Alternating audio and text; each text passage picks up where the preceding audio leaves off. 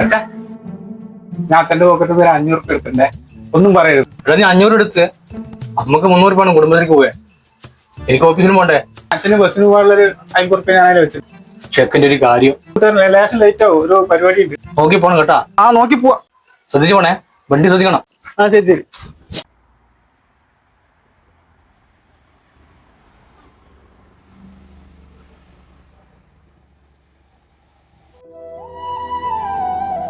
എടാ നീ 500 എടുത്ത് നമുക്ക് 300 രൂപ കുടുംബത്തിലേക്ക് പോവേ. എനിക്ക് ഓഫീസിൽ പോണ്ടേ.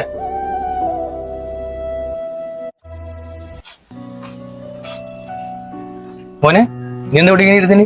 നീല മോനെ കൂട്ടുകാരൊപ്പം പോകുന്നു പറഞ്ഞു. ലേറ്റ് ആയിട്ട് വരുന്നില്ല എന്ന് പറഞ്ഞത്. സമയം 6 ഇങ്ങനെ സങ്കടപ്പെട്ടിരിക്കുന്ന എന്തോ വിഷമുണ്ടല്ലോ.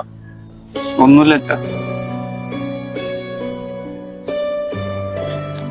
ഈ 500ന്റെ വില എന്നാ എനിക്ക് മനസ്സിലായി. ഒരുപാട് അഹങ്കരിച്ച് ഞാനല്ലോ. എന്റെ അച്ഛൻ ഞങ്ങൾക്ക് വേണ്ടിയിട്ട് ഒരുപാട് സഹിക്കുന്നുണ്ട്, ഇന്ന് അത് മനസ്സിലായി. സോറി അച്ഛാ.